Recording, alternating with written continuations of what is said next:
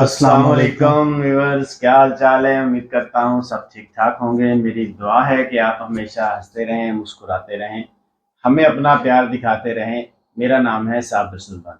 मेरा नाम है मोहम्मद सादिक। आप देख रहे हैं हमारा यूट्यूब चैनल हाजिर एक नई वीडियो के साथ। वीडियो है मेजर गौरव वारिका और डॉक्टर कमर चीमा। मिलके देखते हैं पहले वीडियो, फिर उस पर करेंगे अपना रिव्यू। हमारी रिव्यूज़ को जानने के लिए वीडियो को आखिर तक लाजमी देखिए। अगर आप हमारे चैनल पर नए हैं, चैनल को लाइक कर दीजिए, सब्सक्राइब कर दीजिए और बेल आइकन प्रेस करना मत भूलिए। बढ़ते हैं वीडियो को जाने। जी, हेलो दोस्तों, मैं हूँ कमर सीमा और दोस्तों जिस तरह के आप देख रहे हैं मेरे साथ मौजूद है मेजर गौरव आर्य साहब।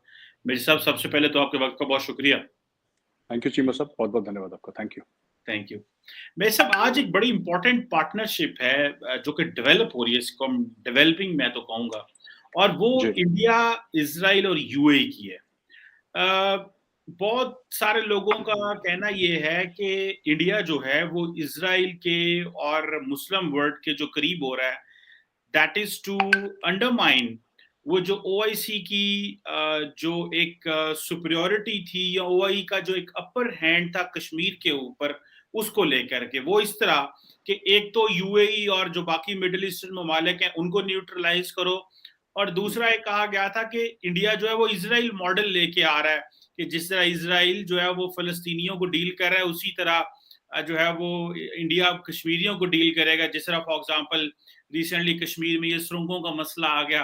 तो आप क्या देखते हैं ये जो इंडिया इजराइल यूएई रिलेशनशिप है? मैं थोड़े दिन पहले एक अरब जर्नलिस्ट से भी बात कर रहा था इस हवाले से। आप कैसे देखते हैं ये basically what is the significance of this? ये प्योरली इकोनॉमिक एंगेजमेंट है, ये एक बायलैटरल एंगेजमेंट है, या क्या आप समझते हैं एक नया ऑर्डर जो है वो लिखा जा रहा है? ऐसा यहाँ पे कई लोग फॉरेन ऑफिस में चीमा साहब ऐसे हैं जिनको ऐसा लगता है कि there is a new order emerging and the world is up for grabs. अब वो क्लियर लाइंस नहीं रह गई जैसे कि अमेरिका एक है या चीन का एक ब्लॉक है, ऐसा नहीं है। तो इसमें इंडिया एक्टिव है काफी टाइम से और इंडिया की गुडविल बहुत है। चाइना की गुडविल नहीं है। चाइना के पास पैसा हमसे बहुत ज्यादा है, इसमें कोई शक नहीं है चीमा साहब। बट चाइना की गुडविल नहीं है किसी के साथ। चाइना का ट्रांजैक्शनल रिलेशनशिप है। हम ये पैसा देंगे, तुम ये कर लो, हम ये पैसा देंगे, ये कर लो। हमारा ऐसा नहीं है। हमारा ये, तुम पैसा भी ले लो हमसे, हमारे पास ज्यादा पैसे नहीं, पर जितने ले लो हम तुमसे कुछ करवा भी नहीं रहे। So what we have done is China has bought land, we have bought goodwill. Afghanistan में देखिए हमारी गुडविल है, श्रीलंका में हमारी गुडविल है। ऐसे कई छोटे बड़े मुल्क हैं जहां पे हमारी गुडविल बहुत ज्यादा है। अगर आप किसी आम बंदे से पूछें उस मुल्क में कि आप भारत के बारे में क्या समझते हैं as a country, projection of soft power, ये बहुत जबरदस्त है। अब आपने बोला इसराइल, आपने वो हाइफा पोर्ट की स्टोरी तो आपने पढ़ी होगी। अदानी साहब ने वो पोर्ट खरीदी है, वहाँ पे सिक्स फ्लीट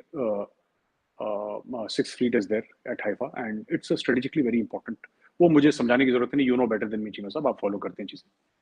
चीमा साहब, बात यह है कि इसमें एक ओआईसी का मुद्दा तो है, इसमें एक एनर्जी सिक्योरिटी का भी मुद्दा है, और इसमें यह भी मुद्दा है कि जो अपनी डिप्लोमेसी का इस्तेमाल करके, जो कि काफी टर्बोचार्ज हुई थी जब मोदी जी ने वो पैंडेमिक के दौरान ये सारे मुल्कों को भेजी थी, जब वैक्सीनेशन भेजा था, वैक्सीन भेजी थी, उस जमाने काफी गुडविल जो हम लोगों ने बोली थी, उसको एक नेक्स्ट स्टेप में ले जाने के लिए किस तरीके से भारत इनरोड्स करेगा मिडल ईस्ट के मार्केट में, यूएई के मार्केट में किस तरीके से इनरोड्स करेगा, इसराइल की खासतौर से टेक्नोलॉजी का इस्तेमाल, चाहे वो वेपन्स की हो, चाहे वो एग्रीकल्चर की हो, चाहे वो मैन्युफैक्चरिंग की हो, किसी भी तरीके की। Israel, you know, maximum number of PhDs in the world, आपको बेहतर पता है मुझसे, and the kind of research that they are doing. So इन सब के एक ऑल्टरनेट पावर स्ट्रक्चर, मुझे ऐसा लग रहा है कि वर्ल्ड में आगे चल के there will be several power structures, not just one और टू।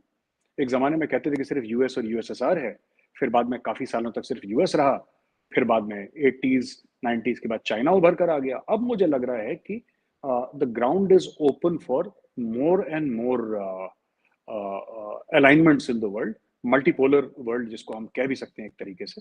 तो मुझे लगता है इसमें India is very keen to play its part, और इंडिया मुस्लिम कंट्रीज को, जहां तक आपने बात करी कश्मीर का मामला ओआईसी को उठाने का, वो भी एक बात तो है, इससे हम इनकार तो नहीं कर सकते चीमा साहब की, ये बात नहीं है, बिल्कुल ये बात है। और जिस तरीके से इंडिया चाहता है कि जो कश्मीर का मुद्दा है, जो पाकिस्तान के पास एक ट्रम्प कार्ड था कि हम भी मुसलमान मुल्क हैं और आपको कश्मीरियों का इसलिए साथ देना चाहिए क्योंकि वो भी मुसलमान हैं, ये पाकिस्तान का मौकफ रहा है काफी समय से। और पाकिस्तान ने इंडिया को कई दिहाइयों तक, कई दशकों तक अलग करके रखा था, आइसोलेट करके रखा था, सक्सेसफुली डिप्लोमेटिकली आइसोलेट करके रखा था। जब इंडिया की इकोनॉमी ऊपर बढ़ी और एक लेवल पे पहुंची, फिर इंडिया ने बोला कि why talk the language of religion, talk the language of dollars that everybody speaks. Hindu हो, मुसलमान हो, सिख हो, ईसाई हो, डॉलर के सामने तो सब झुकते हैं, तो let us speak that language. And उनको भी बात समझ में, अरबों को ये सब चीजें ज्यादा जल्दी समझ में आती हैं, they are very quick in that regard. So that is what India is doing, leveraging its vast market potential, leveraging its buying power, leveraging not just Cheema साहब जो इंडिया का लेबर जाता है, बट यूएई की बहुत सारी ऐसी कंपनीज है चीमा साहब जिसके सीईओज और जिसके जो मैनेजिंग डायरेक्टर्स हैं वो इंडियंस हैं, leveraging that sort of power and leveraging our diplomacy. जिस तरीके से मोदी जी को हाथों हाथ लिया जाता है और सबसे बड़ा सम्मान दिया जाता है, सबसे बड़ा उनको रिकॉग्निशन दिया जाता है उस मुल्क का, ये सब चीजें रिकॉग्नाइज करके एक और अलाइनमेंट बनाने की कोशिश की गई, और इसमें अमेरिका भी काफी हद तक ऑन बोर्ड है चीमा साहब। बिल्कुल ठीक है। अच्छा मेरे साहब, एक वक्त था जब पाकिस्तान के अंदर एक बड़ा नैरेटिव था कि जो इंडिया है और इजराइल जो है ये पाकिस्तान के न्यूक्लियर वेपन्स के ऊपर जो है वो हमला करना चाहता है। मैं इसमें जब when I was growing up तो हमारे दिमागों में ये चीज डाली गई कि भाई इजराइल के जहाज इंडिया आ गए और इसके ऊपर बहुत सारी रिपोर्टिंग भी हुई। तो आप क्या समझते हैं इंडिया और इजराइल का डिफेंस कोऑपरेशन किस हद तक है? क्या कोई इंडिया इजराइल की कोई इस तरह की जो बायलैटरल डिफेंस मैकेनिज्म है टू टारगेट अदर कंट्रीज, या कि ये एक आप समझते हैं कि बायलैटरल लेवल पे है? चीमा साहब, आई डोंट थिंक, मुझे ऐसा नहीं लगता कि टू टारगेट अदर कंट्रीज है, लेकिन इंडिया और इजराइल की जो डिप्लोमेसी है वो इतनी एक दूसरे के साथ घुली मिली है, और इतने ये ओपन फोरम में मैं वो बात नहीं कहना चाहूंगा, बट मैंने अपनी आंखों से देखा है, what I have seen with my own eyes. So I have scene किस तरीके से इजराइल इंडिया में और इंडिया इजराइल में एक दूसरे के डिफेंस के अंदर बिल्कुल शामिल हैं। They are trusted, they walk into sensitive installations both in Tel Aviv and in New Delhi. They walk into sensitive installations, और मुझे ऐसा लगता है, मुझे ये नहीं पता कि कोई इनका है कि टारगेट अ थर्ड कंट्री, ऐसा कुछ है, ये मेरी नजर से नहीं गुजरा है, लेकिन मुझे ऐसी बड़ी स्ट्रांग फीलिंग है, क्योंकि मैंने कुछ डिस्कशंस का जो ऐसी थिंक टैंक्स के डिस्कशंस हैं, और मुझे ऐसा लगता है कि देखिए, Israel has been helping us in war for a very long time, ये बात सच है। Israel has been helping us in war for a very long time. Kargil में जो हमने लेजर गाइडेड बॉम्ब्स यूज करे थे वो इजराइल के थे, वो इजराइल की टेक्नोलॉजी थी। जो बालाकोट में यूज करे थे स्पाइस 2000, वो इजराइल का था। 1971 वॉर में इजराइल की टेक्नोलॉजी थी। तो ऐसी इजराइल ने हर समय भारत की मदद करी, और भारत भी इजराइल के साथ, अब भारत भी now India is also in a position to help, so India is also helping Israel. तो इनका आई थिंक जो इंडिया इजराइल पार्टनरशिप है ना चीमा साहब, वो मुझे नहीं लगता कि इंडिया की एक जमाने में 60s 70s या अर्ली 80s में सोवियत यूनियन के साथ ऐसी थी जैसी आज की तारीख में इंडिया और इजराइल की है। That level of partnership where there is so much faith and there is so much of friendship that targeting a third country, इसके ऊपर कोई डील है मुझे नहीं पता, बट पॉसिबिलिटी है, डेफिनेटली पॉसिबिलिटी है, डेफिनेटली पॉसिबिलिटी है। ये क्लोजनेस बहुत ज्यादा है, बहुत ज्यादा है। अच्छा मेरे साहब ये बताइएगा, ये जो अभी इंडिया और इजराइल का डिफेंस कोऑपरेशन है, इसमें where does China fall in? China को कहाँ पे रखते हैं? और क्योंकि रिसेंटली जो HP हेरोन ड्रोन्स हैं इंडिया ने इजराइल से लिए थे और खरीदे भी थे, आई थिंक उनकी कैटेगरी 3 या 3rd जनरेशन या 4th जनरेशन उस पर भी काम हुआ है।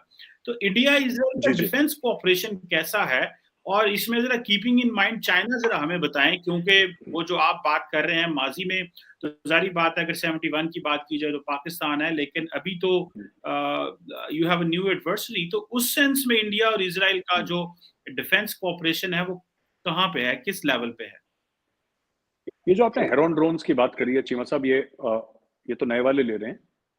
पुराने वाले हेरोन ड्रोन्स हमारे पास हैं काफी टाइम से, मैं खुद देख चुका हूँ। मैं आई हैव फिल्म्ड इट। अगर आप मेरा टीवी सीरीज देखें पेट्रियट, तो उसमें मैंने 3 साल पहले शूट कर रखा है पूरा एपिसोड उनके साथ। तो I have shot that episode, I have seen them, I have spoken to people. So Israeli technology in India is not new. दूसरी चीज ये है कि हम ये नहीं कह रहे कि इजराइल यू सी, जंग में हेल्प करने की बड़े सारे तरीके होते हैं, राइट? हम कभी ये नहीं चाह रहे कि इजरायली ट्रूप्स आ जाएं और हमारे साथ मिलकर चाइना के साथ हम खुद सक्षम हैं, हम निपट लेंगे। बट जो इसराइल की टेक्नोलॉजी है जो इंडिया को चाहिए, वो इसराइल हमें फ्रीली सप्लाई करता है, हम फ्रीली खरीदते हैं उससे, और फ्रीली हमें टेक्नोलॉजी शेयर करी जाती है हमारे साथ। एक तो है कि आपने सामान बेच दिया, रिटेल कर दिया सामान, एक ये है कि टेक्नोलॉजी ओपनली शेयर करना। जो टेक्नोलॉजी है वो इसराइल ने इंडिया के साथ शेयर करी है और इंडिया भी खरीद रहा है। हमारे जो बहुत छोटा सा एग्जांपल है, it's a very small purchase but I will just tell you the importance. जो टेबोर वेपन्स हैं जो इंडिया की स्पेशल फोर्सेस यूज करती हैं, पैरा एसएफ यूज करती हैं, टेबोर, वो आईडब्ल्यूआई की बनी इजराइल वेपन इंडस्ट्रीज की टेबोर हैं, और बुलफअप डिजाइन का एक ऑटोमेटिक वेपन है, और बहुत ही शानदार वेपन है, मैंने इस्तेमाल करा है, चलाया मैंने। It's quite good, it's very very good. तो वो है, और इसके अलावा भी हमारे नेवी के साथ उनके बड़े क्लोज वो हैं, हमारी एयरफोर्स के साथ उनके बहुत हैं, आर्मी के साथ बहुत हैं, and to the level of the training of special troops और स्पेशल ऑपरेशन वो भी हैं, और सब कुछ है। और ये जो भी बात आपसे कह रहा हूँ, ये 99% चीजें आपके ओपन मीडिया में इंडिया में मिल जाएंगी। अगर आप सर्च करेंगे तो you will find out, it's nothing, there is no secret that I know that I am telling you, मुझे तो ऐसा कुछ नहीं पता है, लेकिन ये सब मैंने खुद पढ़ा है हमारे वेरियस न्यूज़पेपर्स में, तो उसके हिसाब से आपको बता रहा हूँ कि ये है चीमा साहब, they have sorted it out to quite some level. तो अगर चाइना के साथ कॉन्फ्लिक्ट होती है, जो आपका सवाल था डायरेक्ट, चाइना के साथ अगर हमारी कॉन्फ्लिक्ट होती है, सब हेरॉन ड्रोन्स वगैरह हैं ज्यादातर, इसमें आर्म्ड वर्जन्स भी हैं जो इंडिया ले रहा है, तो इसमें most of our effort is towards China nowadays. If I can be very frank with you, most of our effort is towards China. It's not towards Pakistan. है पाकिस्तान का, ऐसी बात नहीं है कि वहां से लोग हट गए बिल्कुल, but most of it is towards China today. सो मैं सब ये भी बताइएगा कि ये जो I2U2 के हवाले से जो अभी खास तौर पे हुआ है, जिसमें इजरायली जो हैं वो यूएई के साथ मिलके इन्वेस्टमेंट कर रहे हैं, तो ये जो एक फैक्टर है, इसको जो सुनने में आया था कि जो इंडिया की मुस्लिम पॉपुलेशन है, दे आर वेरी कंसर्न्ड, एक खास तबका है। एक तरफ तो ये है कि लार्जली जो इंडियन रूलिंग पार्टी बीजेपी है, उन्होंने मुसलमानों को और चीजों में इंगेज कर दिया हुआ है, कश्मीर के मसले को छोड़ के ओवरऑल जो एक इंडिया के अंदर जो डिवाइड है। तो जब ये आप लार्जली इंडिया यूएई और इसराइल के साथ इंगेज करते हैं, तो जो इंडिया की मुस्लिम पॉपुलेशन है उसका ये क्या रिएक्शन था engaging with the Israel? Because अगर आप बायलैटरल ताल्लुकात भी देखें तो इतनी गर्मजोशी नहीं रही कभी माजी में। 1992 में जब एम्बेसीज बनी, सारा कुछ हुआ, लेकिन वो गर्मजोशी उस तरह नहीं है। तो लार्जली पता ये चलता था कि इंडिया का जो पॉलिटिकल स्ट्रक्चर है या जो पॉलिटिशियन है, वो मुस्लिम रिएक्शन से बड़ा डरते थे। तो अब क्या वजह है कि वो उस रिएक्शन की जो है वो इतनी ज्यादा वो वैल्यू नहीं है, या आप समझते हैं कि वो खौफ उतर गया है? एक हिंदू मेजॉरिटेरियन गवर्नमेंट है जो पॉपुलर है, मतलब व्हाट इज सो पुश, वो क्या चीजें जो पुश करी इंडियन सरकार को, और वो जो मुसलमानों का एक डर होता था इंडियन सरकार के ऊपर, अब वो नहीं है व्हाइल डीलिंग विद इजराइल। और खासतौर पे ये जो I2U2 के वाले से अब इन्वेस्टमेंट है, ये तो एक मल्टीलैटरल जो है वो इन्वेस्टमेंट है। चीमा साहब, मैं एक बात तो ये मुझे नहीं समझ में आई, ये बात मैं कई लोगों से सुनी है, आप पहले शख्स नहीं है जो मुझे इन्फॉर्म कर रहे हैं इस बारे में या बातचीत कर रहे हैं। मुझे आज तक ये समझ में नहीं आया, भारत के मुसलमानों का इसराइल से क्या लेना देना है? भारत इसराइल से करे, युगांडा से करे, तंजानिया से करे, मंगोलिया से करे, भारत के मुसलमान का क्या लेना देना है इससे? भारत के मुसलमान को क्यों नफरत है इसराइल से? मैं तो आज तक यही समझ नहीं पाया। या पाकिस्तान के मुसलमान को क्यों नफरत है, या यूएई के मुसलमान को क्यों नफरत है, या इंडोनेशिया, मलेशिया, क्या लेना देना है? इट्स अ कंट्री, हमें जहां पे फायदा होगा करेंगे। हाँ, एक जमाने में ऐसा था कि because of certain religious reasons, कि किसी हदीस में कुछ लगाया या कुरान शरीफ में कुछ लगाया कि यहूदी को मार दो, ये सब, तो हमने बोला यार देखो सुनो यार, हम तो इससे ऐसे तो फॉरेन पॉलिसी रन नहीं होती। और पाकिस्तान का भी यही रीजन है। पाकिस्तान जो इतना ज्यादा, पाकिस्तान के जो अशराफिया हैं, जो लीडर्स हैं, जो अक्सर ये कहते हैं कि यहूद अनूद की साजिश है, ये सब जो खिलाते रहते हैं अपनी पॉपुलेशन को चूरन पूरा का पूरा कि ये कर दो यहूदी, इनका क्या लेना देना इसराइल से? भाई अगर ये कहते हैं कि हम इसलिए करते हैं साहब क्योंकि पैलेस्टीन का मसला है, दैट इज नॉट ट्रू, ये झूठ बोलते हैं। ये हिंदुस्तान में भी झूठ बोलते हैं, पाकिस्तान में भी झूठ बोलते हैं, हम दोनों के मुल्कों में लोग झूठ बोलते हैं। इसका फिलिस्तीन से कोई लेना देना नहीं है। भाई अगर फिलिस्तीन से लेना देना होता तो आपकी तो हमारे साथ 4 जंगें हो रखी हैं, फिर आपका हाई कमीशन नई दिल्ली में क्यों और हमारा इस्लामाबाद में क्यों है? भाई आपका तो कोई बॉर्डर भी नहीं मिलता इसराइल से, आपका तो इंडिया से बॉर्डर मिलता है, कश्मीर का मसला हमारे साथ है, 4 जंगें हमारे साथ हुई हैं, कश्मीर का मसला या जो भी चीज़ है, पार्टीशन हमारे साथ हुआ है। पंजाब का हिस्सा हमारे पंजाब का हिस्सा हुआ है, तब जाके पाकिस्तान का पंजाब हमारे बंगाल का हिस्सा हुआ है। हमारी तो पाकिस्तान के साथ एक बहुत पुरानी हिस्ट्री है। इज़राइल के साथ तो ना आपकी हिस्ट्री है, ना हमारी हिस्ट्री है। तो इंडियन मुस्लिम इज़राइल के खिलाफ है, क्यों है? मुझे आज तक ये बात समझ में नहीं आई और ना ये बात मोदी जी को समझ में आई। तो मोदी जी तो जो कर रहे हैं, वो कर रहे हैं। उनको लग रहा है कि हमारे मुल्क के लिए ठीक है, तो हम करेंगे। और अगर यहाँ पे कुछ है, देखिए, आम मुसलमान से मैंने कभी नहीं सुना कि इज़राइल के खिलाफ हो। मैं तो मिलता रहता हूँ लोगों से यहाँ पे। बट अगर किसी मुसलमान लीडर को ये प्रॉब्लम है, तो प्रॉब्लम वो रहा करे, then he has to live with this problem. देखिए, मुल्क पहले, सबसे पहले मुल्क।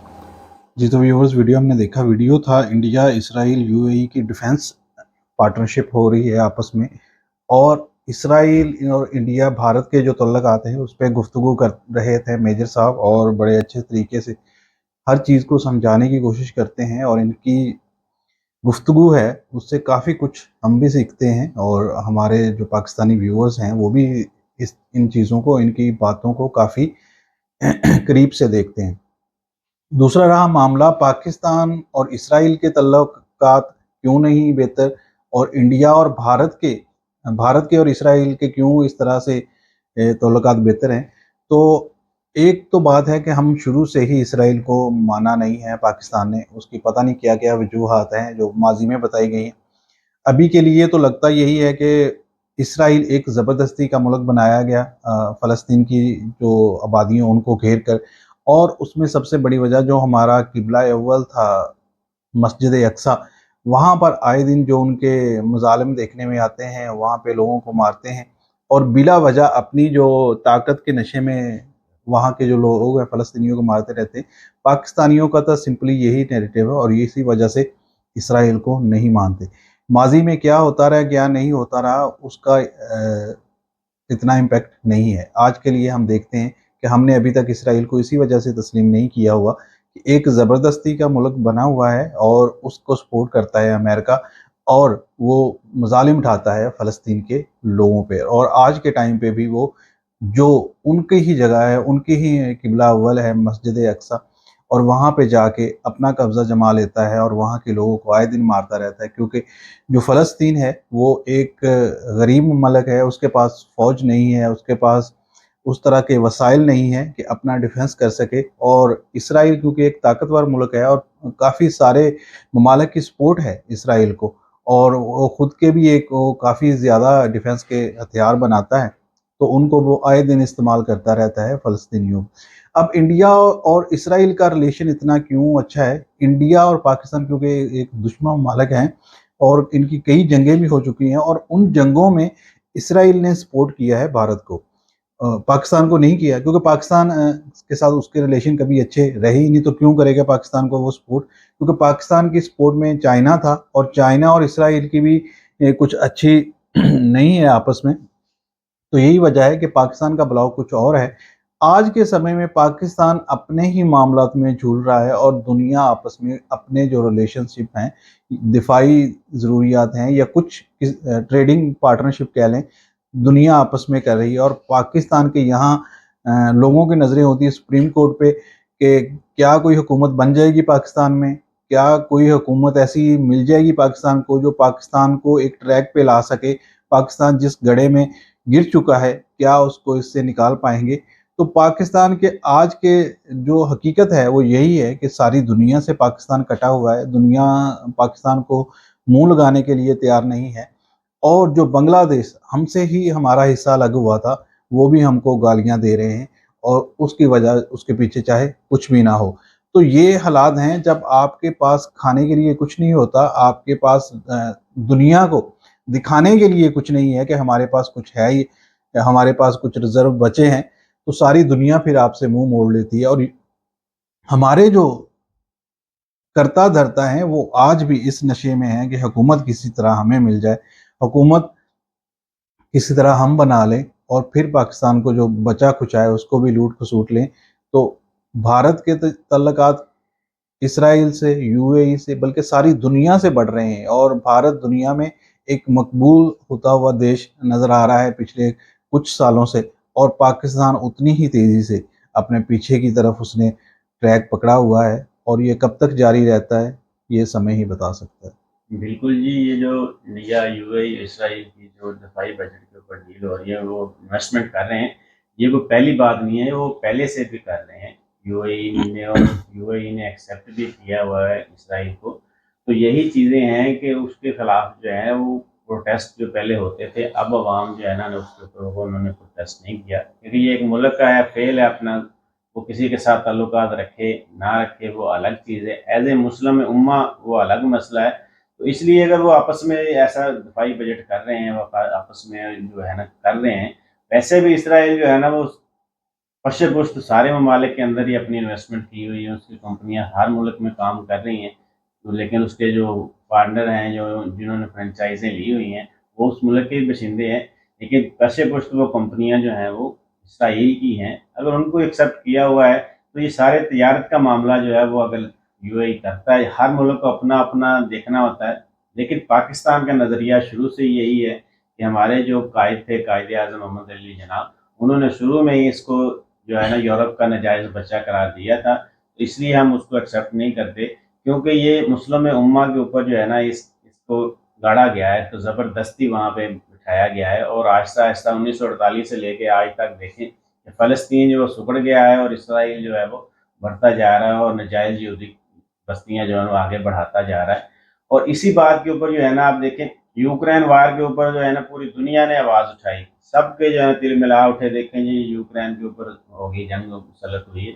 तो अब ये जो इसराइल फ़लस्तीन के साथ कर रहा था, इसके ऊपर किसी ने कोई बात नहीं, ठीक है। यही मौक़िफ़ था हमारे साबका प्राइम मिनिस्टर का भी, कि आपने कितनी दफ़ा इसराइल को कंडेम किया है कि आपने फ़लस्तीन में क्या किया है, या आपने कितनी दफ़ा कंडेम किया है इंडिया को, कश्मीर के ऊपर आपने बात नहीं की, तो हम क्यों बात करें यूक्रेन और जो है ना रशिया की वॉर के ऊपर। तो ये सारी चीज़ें मैटर करती हैं, इसलिए पाकिस्तान जो है वो इसराइल को एक्सेप्ट नहीं करता, क्योंकि वो एक यहूदी रियासत है, उसकी वजह से सारे के ताने बाने जो है ना, आप देखिए सुपर पावर इस वक्त जो है ना देखने में तो अमेरिका ही है, लेकिन उसके जो पीछे खड़ा है वो इसराइल है। वहाँ पे जैसे हमारे ममालिक के अंदर इसराइल के पीछे अमेरिका खड़ा है या अमेरिका के पीछे? अमेरिका के पीछे सर इसराइल खड़ा है। चीज छुपा हुआ कह सकते हैं आप। छुपा हुआ कर लें, उसके पीछे कुछ मैं वही मिसाल दे रहा हूँ कि जिस तरह से हमारे मालिक इंडिया पाकिस्तान में अमेरिका मुदाखल करता है, यहाँ अपनी मर्जी के आर्मी चीफ और हुकूमतें बनाता है, इसी तरह से इसराइल अमेरिका में अपनी मर्जी से हुकूमतें बनाता है, उसकी मर्जी के बगैर वहाँ पे कोई भी प्रेसिडेंट नहीं बनता, ये सारी दुनिया जानती है। तो ये यहूदी जो है ना उन्होंने अपना जो है ना बिजनेस के ऊपर जो है ना गिरफ्त मजबूत की हुई है, पूरी दुनिया के अंदर तजारत के ऊपर उनकी गिरफ्त मजबूत है। वो क्या है कि वो पैसा इकट्ठा करते हैं और पैसे से ही मुल्कों के अंदर वो सारा कुछ करते हैं, और अपने सारे उन्होंने बिठाए हुए हैं हर मुल्क में दुनिया में। तो यही चीज़ें हैं कि मुल्क छोटा सा है, लेकिन उसकी जो शाखें हैं वो बहुत लंबी चौड़ी हैं। तो काबिल लोग कह सकते हैं ना। बिल्कुल, उन्होंने अपने अंदर जो है ना देखिए शुरू से जो है ना उन्होंने अपने आप को, अपनी जो उनकी अवाम है, जो यहूदी हैं, उनको इल्म की तरफ लेकर गए, और उसके ऊपर उन्होंने अमल भी करवाया, इसलिए क्योंकि वो जो इल्म उन्होंने हासिल किया उस पर अमल करते हैं और नई नई इजादात के पीछे भागते रहते हैं, और आज वो इसीलिए टेक्नोलॉजी में हर चीज़ में हमसे आगे हैं। और हम लोग जो हैं वो ना तो इल्म की तरफ जाते हैं, और अगर खुदा ना खास्ता अगर हमारे में से कुछ चंद लोग इल्म हासिल कर भी लें तो अमल हमारा ज़ीरो है। तो ये चीज़ें कहना कि ये देखें ये सारा बन रहा है, ये सारे ब्लॉग्स हैं पहले से भी बड़े हुए हैं, इसके ऊपर किसी को जो है ना होना नहीं चाहिए एतराज़। हाँ, आपका मुल्क अगर वो करता है, आप अपनी हुकूमत से एहतजाज कर सकते हैं। ये इंडिया का, यूएई का और इसराइल का मामला है, तो इसके ऊपर किसी को भी एतराज़ नहीं होना चाहिए। हाँ, इंडिया के जो मुसलमान हैं वो इस पे अपना रिएक्शन दे सकते हैं, लेकिन वो भी नहीं होना चाहिए, क्योंकि वो भारतीय हैं। अगर वो भारत के हक में बेहतर हो रहा है तो उनको भी इसके ऊपर एहतजाज नहीं करना चाहिए। जी, तो व्यूअर्स उम्मीद करते हैं आज की वीडियो आपको अच्छी लगी होगी। वीडियो अच्छी लगे लाइक करें, शेयर करें, सब्सक्राइब करें। मिलते हैं एक और नेक्स्ट वीडियो में, तब तक के लिए साइन ऑफ, अल्लाह हाफ़िज़।